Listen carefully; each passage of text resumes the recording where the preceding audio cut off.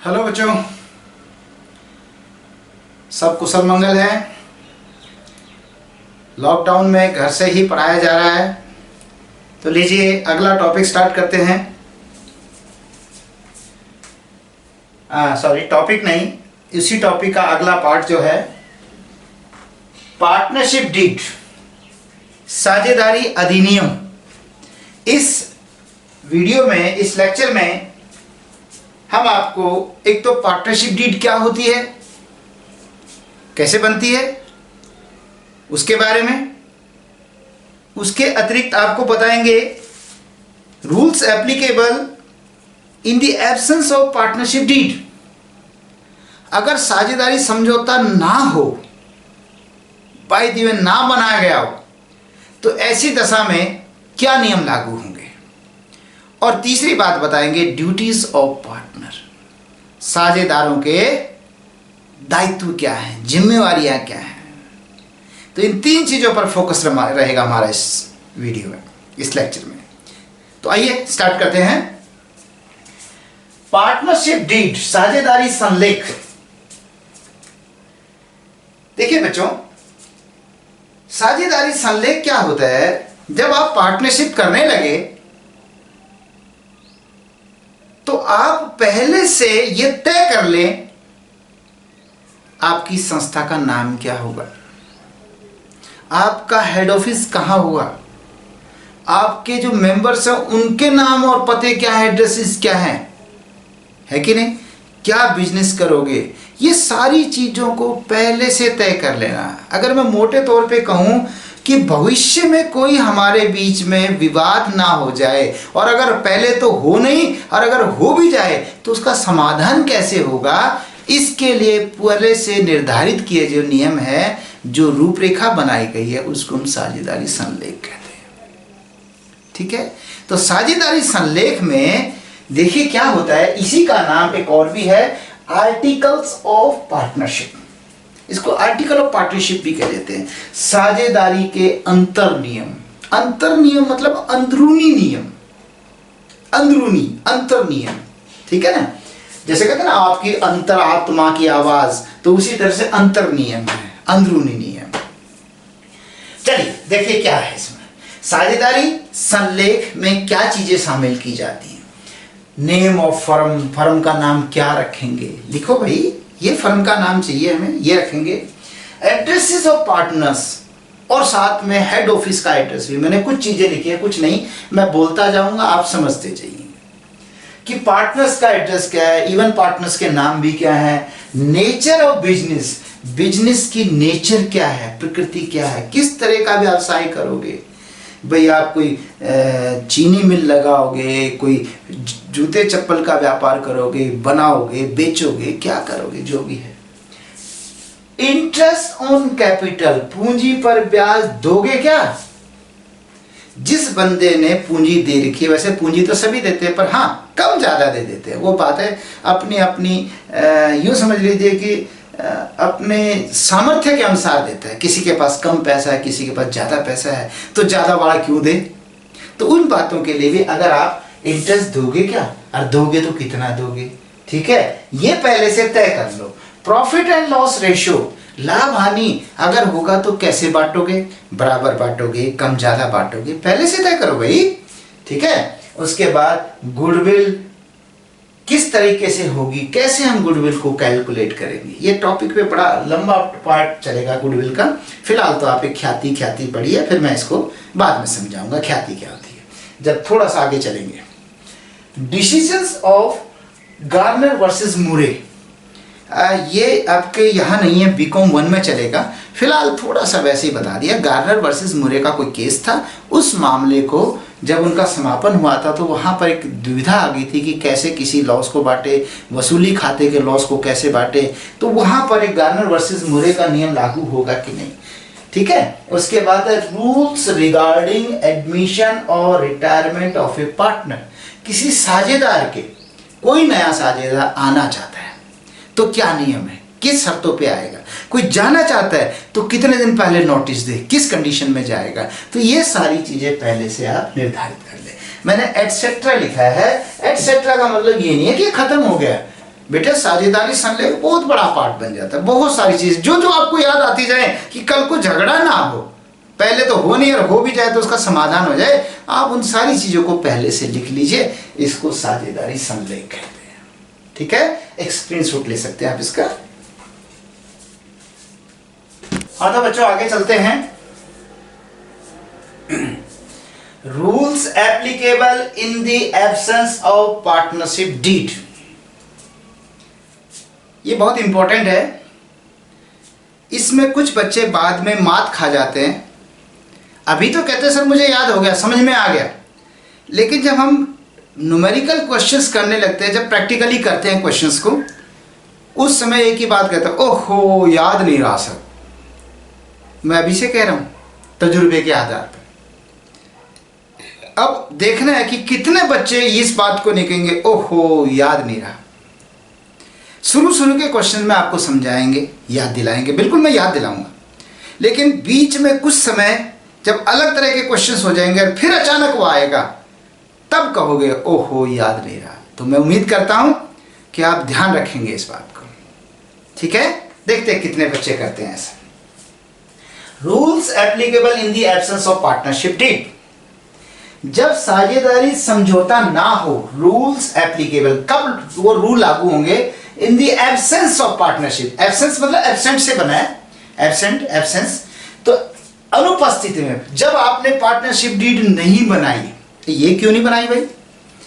जब बहुत घनिष्ठ मित्र होते हैं ना, क्लोज फ्रेंड्स, कई बार शर्म में नहीं कहते अगर मैं कहूँगा तो क्या पता ये दोस्त नाराज हो, कमाल कर दिया, अभी से मुझ पर शक करने लग गया।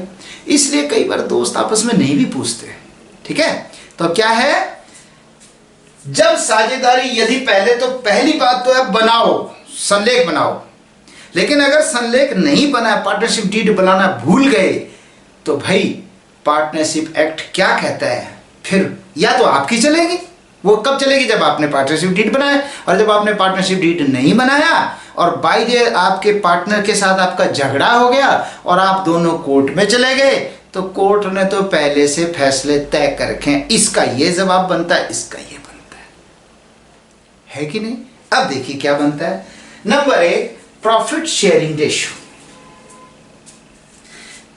या तो तय कर लो कैसे लाभ बांटोगे, ओके, और अगर आपने तय नहीं करा तो फिर क्या होगा?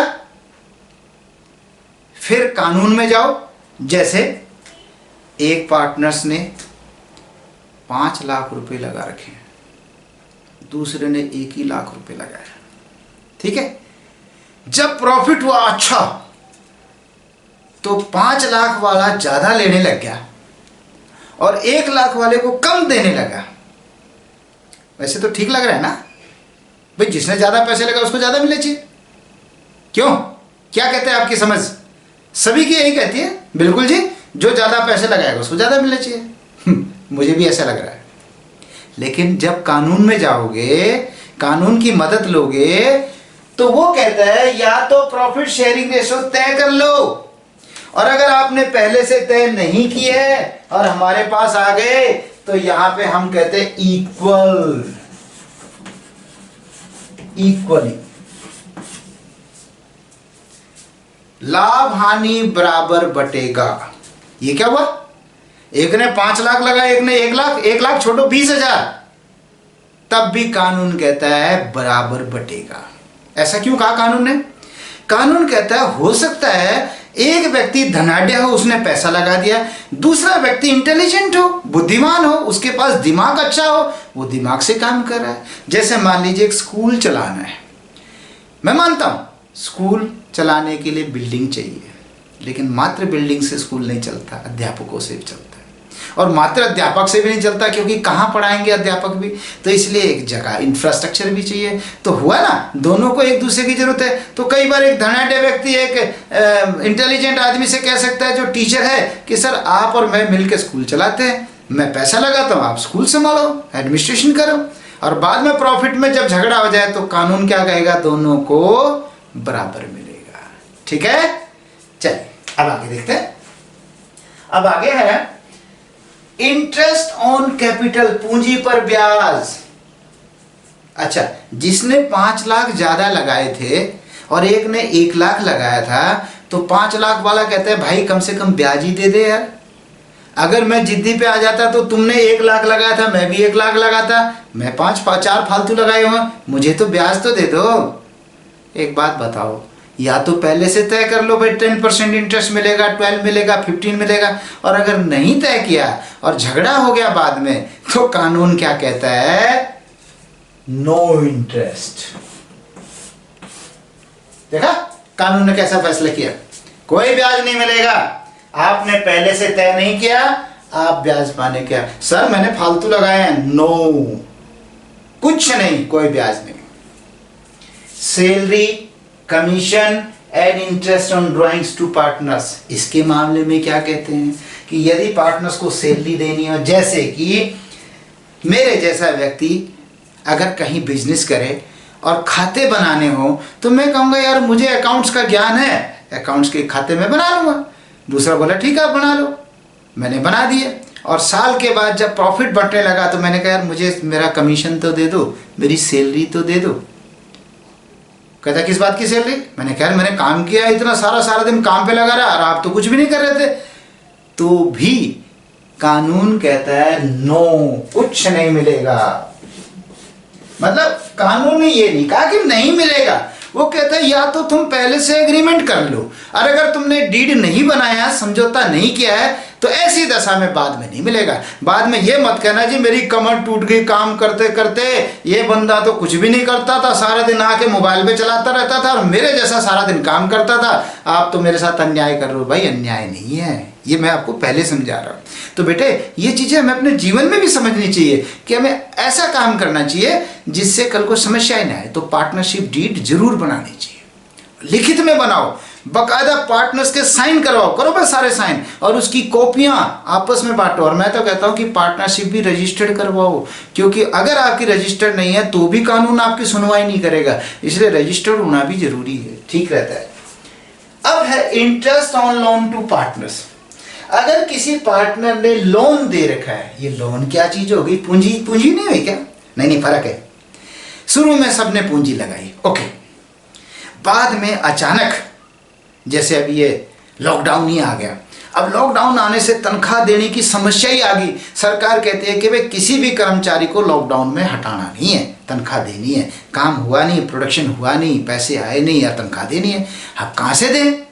तो ऐसे में हमने कहा यार करो ना कोई इलाज, पैसा क्या। तो एक पार्टनर के पास पैसे थे, हमने कहा मिस्टर ए आप ही दे दो, लोन दे दो। तो उसने कहा लोन दे दूंगा, मुझे ब्याज क्या दोगे? तो यहां पर वही सवाल है, या तो ब्याज तय किया जाए 8%, 10%, 12%, 15%, जो करना हो वार्षिक, ठीक है, एनुअल। और अगर बाई दिए भूल गए, शर्मा शर्मी में नहीं कहा, दे दिया लोन लेकिन इंटरेस्ट नहीं लिया, और बाद में वो इंटरेस्ट मांगे, तो क्या उसे इंटरेस्ट मिलेगा? आपका जवाब क्या लगता है? वही जो पहले का है, नहीं। लेकिन इस बार रॉन्ग, ब्याज मिलेगा।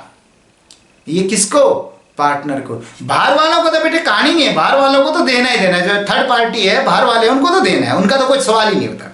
लेकिन ये तो बात उसकी करे, यदि कोई पार्टनर है और उसने लोन दे रखा है फर्म को, interest on loan to partners, तो ऐसे में बेटे उसे ब्याज मिलेगा, यस वो मिलेगा, और वो भी at the rate of 6% per annum.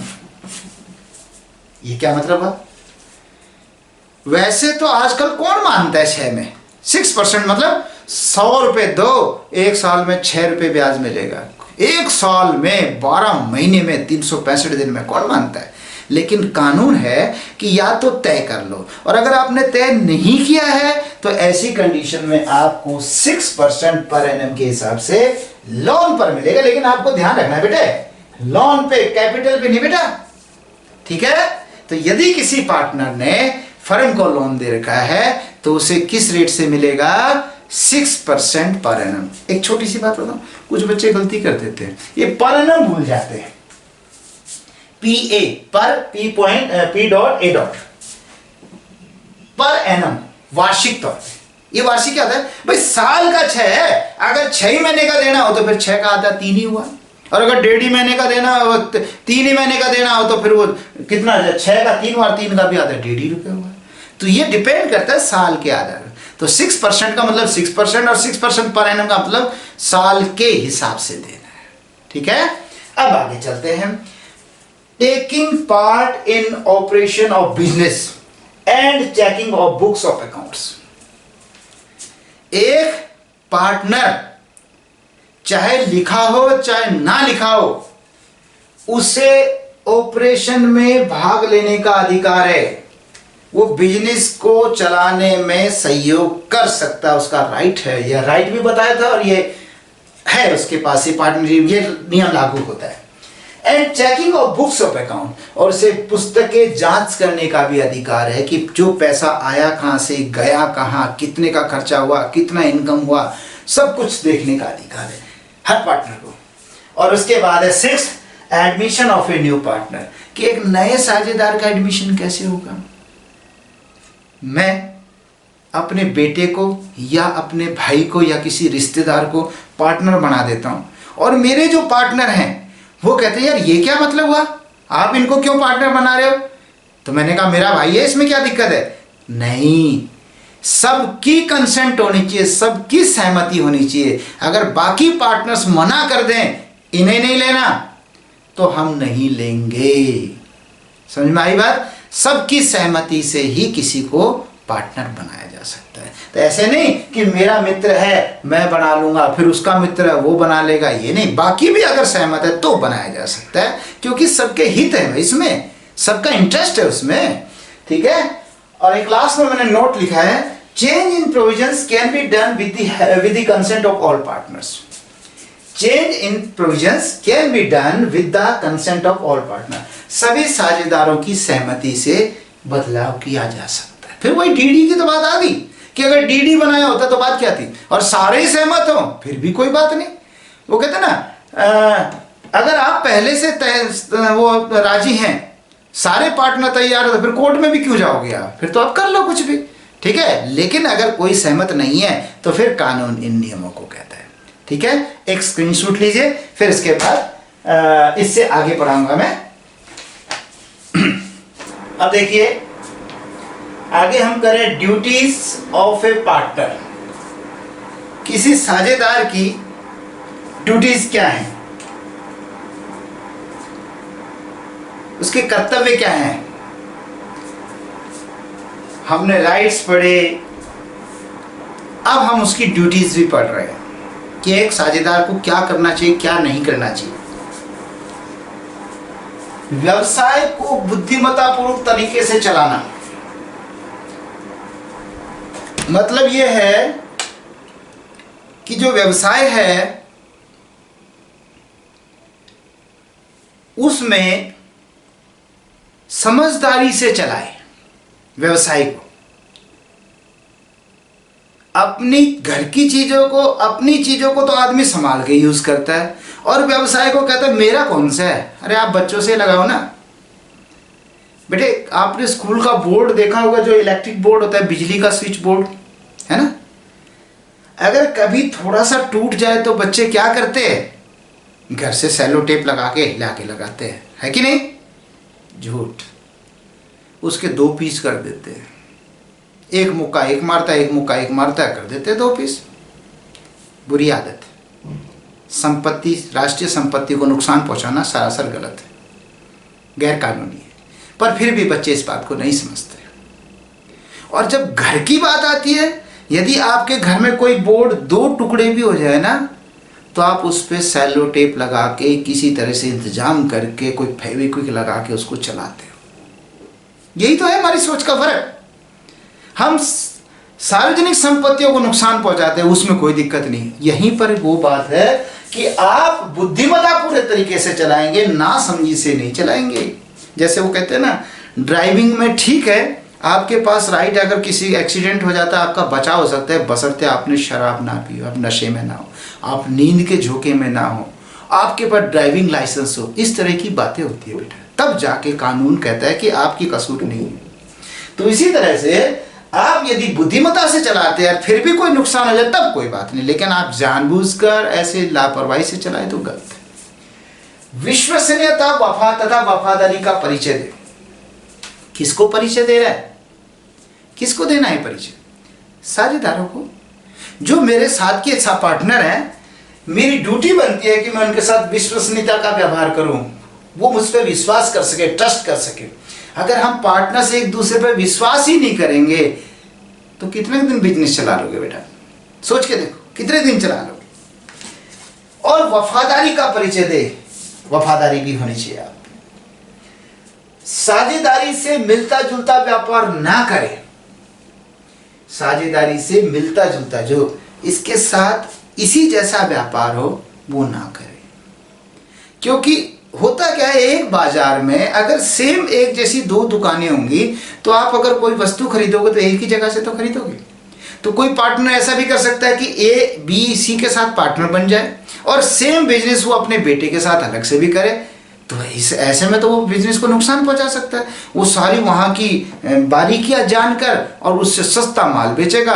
कहाँ से वो खरीद के लाते हैं पार्टनरशिप, उससे वो सस्ता खरीदेगा, जो भी तरीके अपना सकता है। तो इसलिए फर्म की साझेदारी से मिलता जुलता व्यापार नहीं करना है। हर कर दिया तो अब कर दिया है तो भाई जो भी आपको वहां पे फर्म को जो नुकसान होगा वो नुकसान आपको देना पड़ेगा। अगर इसकी वजह से फर्म को कोई लॉस होता है तो आपको भरना पड़ेगा। इसलिए रूल है ये कि नहीं करना। फर्म की संपत्तियों का व्यक्तिगत प्रयोग में ना लाना। कई बार एक आदमी, एक पार्टनर जो है थोड़ा सा डोमिनेंट होता है, उसका कद थोड़ा ज़्यादा होता है। मतलब किसी तरीके से लगा लो, पैसे का प्रभुत्व लगा लीजिए या टेक्निक का लगा लीजिए, जो भी लगे, कि वो थोड़ा बाकी पार्टनर से थोड़ा हैवी पड़ता है। तो वो कहता है मैं यूज़ करूँगा ये। जैसे आपने एक कार खरीद रखी है और उस कार को वो ऑफिस के लिए भी, ऑफिस के लिए तो करता ही है, अपने टूर के लिए, अपने फैमिली टूर में भी गाड़ी को लेके जा रहा है। बाकी कहता है ये क्या मतलब? वो कहता है क्यों, मैं सारा दिन काम नहीं करता क्या? ऐसे नहीं कर सकता। व्यक्तिगत प्रयोग में यूज नहीं कर सकता। ठीक है, तो ये है फर्म की संपत्तियों का व्यक्तिगत प्रयोग में ना लाना। स्वयं के द्वारा जानबूझ के अथवा छल कपट, लापरवाही आदि से फर्म को हुई क्षति की पूर्ति करना। अगर आप स्वयं के द्वारा जानबूझकर नुकसान पहुंचाओगे या छल कपट करोगे या लापरवाही दिखाओगे तो बेटे इससे अगर कोई फर्म को नुकसान होगा तो वो भी आपको भुगतना होगा। ठीक है, तो ये थे इसके ड्यूटीज कि एक साझेदार को ये भी निभाना है। अब मुझे लगता है कि हमारा थ्योरेटिकल पार्ट लगभग समाप्त हो चुका है। अब कहीं कहीं बीच में थोड़ा थोड़ा आता रहेगा तो उसको समझाते रहेंगे। अगले लेक्चर से मैं आपको न्यूमेरिकल क्वेश्चंस कराने शुरू करूंगा। ठीक है, okay, bye bye, take care. एक स्क्रीनशॉट ले लीजिए।